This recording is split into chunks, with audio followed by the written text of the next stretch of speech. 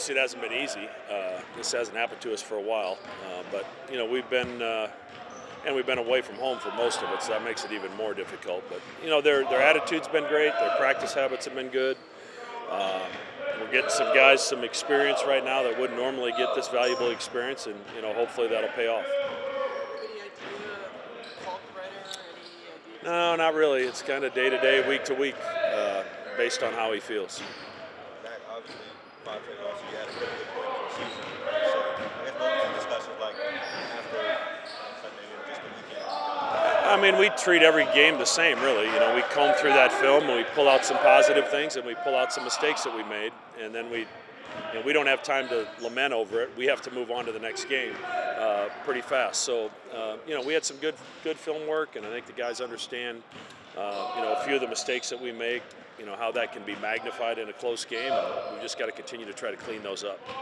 Absolutely. Absent of who's available and who's hitting shots, like, what do you want to see more consistently? When you turn on film, what do you want to see more consistently?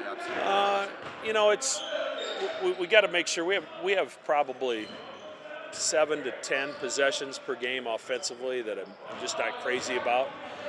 That maybe it gets stuck on one side when it doesn't need to, and we have opportunities maybe to play some inside out off the dribble, and we're not doing that. So that's got to get better. And then defensively, same thing. It's probably 6 to 8 possessions that I pull my hair out when I see what happened, and we've got to try to correct those mistakes. And on games where you're really shooting it well or you're not turning it over, those mistakes sometimes get swept under the rug. When you lose close games, they're magnified. Friday maybe a little bit as a clean slate, starts with a different portion of your season? Yeah, I mean, the conference seasons always feels that way, regardless of what's happened going into it. But obviously, Marquette's they're playing great basketball. Outside of UConn, I think them and Xavier have probably played the best basketball in the non-conference portion of our schedule. Are there any mistakes that you hold that you're harping on more than others? What's that? Are there any mistakes that you that you may be harping on more than others? I wouldn't say necessarily. We fouled late in that Arizona State game. The last 10 minutes of the game, and that's not something that we normally do. And that ended up being huge in the game. We got in the bonus quickly, but the fouls evened out in a hurry, and they ended up shooting free throws late, which was huge. So we can't, we can't. When it's a physical game, we still have to do what we need to do and keep them off the foul line. We didn't do a great job of that. I thought we were a little bit more physical on the backboards versus Arizona State than we were BYU, and that's going to need to be the case Friday as well. You protected the paint a lot better against ASU than you had lately. What changed there, do you think? Yeah, I mean, it was a little different. Their approach was a little different. I thought our activity off the ball was better than it's been. And I also think Fred was more comfortable. Second time going through it, I think he was a little bit more comfortable with his responsibilities. How big was that for him to have a game to end non-conference play where he plays well to coach? Because Big East play is a different kind of animal, right? But Yeah. for him to build some confidence. It's going to be really good for us long term. Assuming we can get Ryan back at some point, this experience is really going to pay off because, frankly, we could have used him, like we used Fizel last year, where we get 10 to 15 minutes a game out of him, and we're able to keep Ryan a little bit more fresh. And he wasn't really ready for that early in the season, and I think being forced into this role is going to help him significantly. Has he kind of progressed a little quicker maybe than anticipated? Well, he has to. And he did, and his teammates were terrific with him after that first game on Saturday. Obviously, he didn't play as well as he thought he could play, and but when you're a freshman and you're in that situation, your mind's going 1,000 miles an hour, and you're trying to remember where you're supposed to be and what am I supposed to do next on the play, and it's difficult for a young player to do that, especially in our system. The 5-man really quarterbacks our defense, so that's a lot to ask for a young guy. But I thought Art passed the test with flying colors.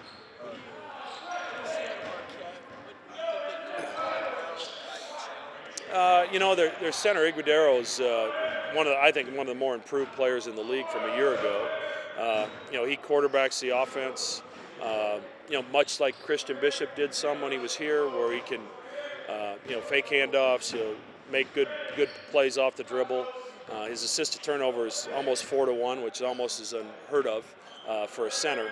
So he makes a lot of plays for other people and puts you in tough situations to have to guard the whole floor. And Cam Jones is playing at a high level. He's made a good jump from his freshman year, and they just play really well together. They share the basketball. They play with good pace on both ends, and then they change things up defensively, constantly giving you some different looks. Man, haven't had time to digest that final possession. I guess, did you see anything that maybe could have done differently? I mean, we went with a call, and it didn't work. And sometimes it works, and sometimes it doesn't. What's Reeves up there offensively? Just when you watch, it seems like his cutting is moving, gets your pace going. Yeah, I mean that certainly helps, and he's been in the program the longest, so he understands it the best. But he understands when to cut, when to screen, when to space, and then he's given us a huge lift on the defensive end. And as we get into Big East play with some of the guys we're going to see, he's going to be very valuable off the bench. Does that stuff elevate the offense, especially on a night when maybe the shots aren't falling? Yeah, I mean you have to have movement. You can't get stuck, and Reef understands that better than our young players, and he should because he's been through it more. But it was nice to see him make a shot the other night, see one go in because he has shot it well in practice, and hopefully that carries over to games. All right, thank you. Obviously, maybe you haven't announced the start and 1-2 the other night. It probably felt like a breakthrough for you. I guess, what were your thoughts during that stretch in the second half and just how they got you going maybe as a turn? I just know at the time the team needed energy. They needed somebody to go in there and make a change for the game, and I feel like that was something I could do. And then just trusting the work that I've always been putting in throughout the summer until now. I feel like the last couple of games, like you talked about, probably haven't been the best for me. But like I said, staying true to the work, staying true to the process and everything that got me to where I am. So staying true to that, and then, whatever happens in the game, happens. I say yeah, just because I work on it so much. I spend so much time in the gym. It was definitely a relief. I think from here on out, I think it was a confidence booster, like you said, to help me feel in rhythm, feel in game, and to have a good rhythm from the three when I'm out there from now on. How do you try to impact the game on the offensive end, regardless of shooting? Just get the ball movement, knowing what the coaches want and see from the offense, what we're kind of lacking in when I go in the game. So just getting the offense flowing, getting the guys in the right spots, and then trying to get in a position to play make for the team or for myself. And just trying to get points on the board, honestly. I feel like ever since, Ryan's been out, it's been kind of hard to get inside touches. So trying to get as much inside touches as we can, and then kind of just go from there. How much does that, all the cutting, screening, taking the ball quickly, not letting it stick, does that help with when the shots are falling? Does it generate? I think it still does because you get wide open lanes. We see this stuff in film. We talk about it every day in practice. We can't let our shots dictate how our offense is. We still got to stay true to our offense, stay true to everything that we done to get to where we are. And I feel like staying true to the cuts, Indiana screens, and everything that we do, I feel like that's a big part of our offense. So sticking with that, regardless of the shots going in and out, and I think we'll still be happy with the results of our offense. You mentioned Ryan's absence. How hard has that made it trying to It definitely has been hard when you got the Big East Player of the Year out, and his 7'2" presence, 7-foot presence. It's hard for us to adjust to that, but I feel like that does kind of make it hard for the perimeter players to keep their guy in front. And then obviously when you get into the paint, you don't have that big size in there to influence that as much. So it has been hard. So it definitely has been difficult, but I feel like we've still been doing a pretty good job of kind of trying to figure out without him. What allowed you guys to keep things in front of you as well as the against ASU compared to the last 5 games where you hadn't been protecting the paint as well? I just feel like it came down. I feel like if we really wanted to or not. I feel like when you look at the past few games at BYU, Nebraska, I feel like we didn't have much grit, much heart in that game. As you could tell, we obviously lost. I feel like with the ASU game, we have more fight, we have more heart. I feel like, coming off those 2 tough losses, I feel like we really wanted to win. We wanted to show that we have some fight to us, and I think that showed in the ASU game, and I think it'll show on Friday night. Is it going to be hard to translate that, even though you guys still lost the ASU game? I think it will be hard to translate that, but at the end of the day, we can't get that one back now. We got to focus on the next opponent, which is Marquette, and focus on what we got to do to beat them. With the start of conference play, do you guys kind of see this as a chance to get things back on track to what you guys know you're capable of? Yeah, like I said, everything that's in the past is behind us now. We can't look back on it. We can only learn from it. And then going on from forward to conference play, it won't get any easier. Every team in the Big East is good. We're going to get everyone's best shot still, regardless of everything how's been going. So I think just, it's a good restart for us in conference play, get things rolling. And everyone in conference play is 0-0, so, nothing really matters now at this point. Looking back at the past 5 losses, I guess, is there a common denominator you can point to throughout the game? I'll just say I feel like we just need to be tougher, have more heart, and show that we really want to fight and be out there. I feel like sometimes we could be lackadaisical, we could be very lax, and I feel like that has resulted in some of the losses that we've taken so far. I think if we could play hard and fight for a legit full 40 minutes, I think we'll be happy with the results of next game, but I feel like that's kind of the common denominator that we've been missing. And you mentioned toughness and having heart, but that's not exactly as easy as getting more shots up in the gym, right? I guess how are you trying to improve?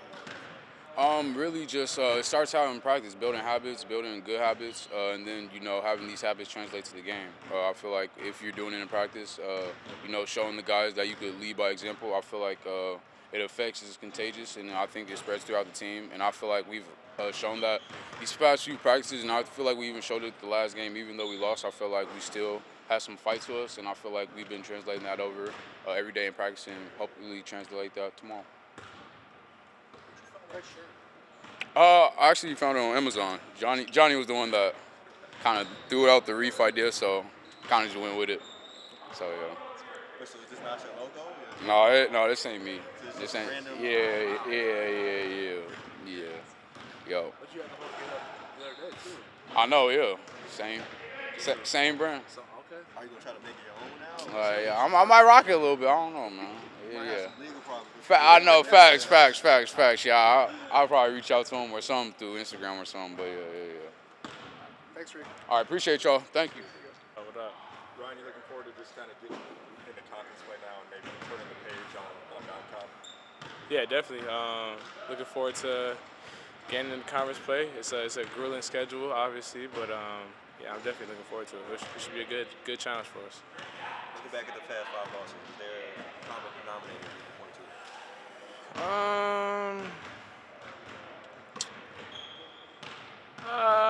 Just not being ready. Not playing every possession. We tend to take possessions off. All of our games have been like a couple possession games, and I feel like throughout all those games we've had stretches where we've just kind of chilled out and had lulls in what we do defensively, what we do offensively, and that's kind of led to getting down 10 in some of those close games like Texas or BYU, and then having to fight to come back. So just not being focused for all 40 minutes. Yeah, I mentioned on offense when you watch this film, there's like 7 to 10 possessions that he feels like the ball just sticks a little bit, stays on one side. Yeah. Has that been a point of emphasis in practice the last few days to kind of keep the ball moving? Yeah, definitely. We do tend. I was just talking to one of the coaches. We do tend sometimes to get stagnant, just want ball screens or try and go one-on-one. So I think we just got to keep moving it, keep trusting the offense, keep working on our continuity and our flow offensively. And once we do that, I think we'll be pretty good. Is it hard when you get like 2 or 3 possessions where you guys haven't scored or haven't gotten a good shot? You kind of feel like simplifying it with one ball screen and getting downhill is the easier way to do as opposed to keeping it moving the offense flowing? Yeah, at times. I feel like many guys on the team, we're all talented. We all feel like we could maybe make a play that would change the flow of the game. But I think we just got to stay consistent with our flow, with our continuity of our offense, and trust it. And I think if we trust it, then good things will happen. That last possession in the ASU game, what you see there, what you I guess think, how do you think it would unfold? You said what? Say it again. How do you think it would unfold that last possession? How do I- What you see there? We had a draw up for B to make a play, and the defense kind of collapsed on him. Kicked it up to me. I kind of thought I had a good look, maybe a little early in the clock. I should have been more aware of the clock, but I thought I had a pretty decent look, and it just didn't fall. What have you made of the way of stepped in. Obviously, it's kind of a trial by fire with Ryan out. Yeah. For being such a young guy, how is he kind of adjusting? Yeah, I think he's done a great job, honestly. First game, a lot of us have been in that situation last year. Trey, when Art went out, other guys too. So I mean, it's tough for a young guy, especially so early in the season, to hop in and take on such a big role like Cock has. But I think he did a great job. Struggled a bit the first game, but I think he really picked it up the second game, and he showed you flashes of what he could really do. So I mean, I think it's only going to get better for him. And when Cock comes back, he's just another piece that we have off the bench that's improved even more by playing in these games. So I think it's good for him, good for us. Do you feel like moving from non-conference to conference could be a fresh start and help the team, Yeah. stay what's ahead? Yeah, definitely. I don't think we're even running from what happened. We're not. We lost a couple games, but I mean, everybody expected us to be whatever, top 10, whatever. But we're honestly worried about getting better every single day, and we still feel like we have the same goals. We still feel like we can reach the same things we want to reach, and it'll just take time, man. But I think going into conference play is a good thing for us. Getting Cock back would be good, and we're just looking forward to keep pushing and keep going. Obviously, you don't want to lose, but do you feel like it maybe makes it easier to get better every day without that number next year? I really doesn't matter if we're ranked or not to me. We try and get better in here every day. I guess you just don't have that ranking beside your name. I like having the ranking just because people are out to get you. It's good. Everybody wants to be ranked. Everybody wants to be top team in the country. But I think we'll find our way back there. Yeah. We just talked to Reef, and he mentioned toughness and heart being something you guys have shown more in this last stretch. Yeah. I guess how do you feel like you guys are trying to improve in that front last week or whatever stretch? Man, it's tough to improve those things. I think it's just like you either got it or you don't. Heart and will are something that you have or you don't have, and I think losing these few games has kind of brought a little bit more out of us. Brought some more guys talking in practice, trying to lead a little bit better. Myself trying to just be a better leader out there, and I think with all of us taking in these losses and realizing that it's not a good feeling, especially 5 in a row, we just want to move on and keep getting better. And Mac talked about preseason, the team kind of being led by committee instead of one individual. I guess, do you see someone coming to the forefront on that front? Are you trying to make? Yeah, I'm trying to for sure. I feel like I know a good bit about the game, and I feel like coaches and players all trust me. So I'm definitely trying to have a bigger voice. I think that's something coach wants to see from me. Some I wanna expand myself and be a vocal guy that just adds to what you could bring to a team. So I definitely am trying to be a leader. Trying to make my voice heard a little bit more and just say what I see. Thanks. Appreciate it.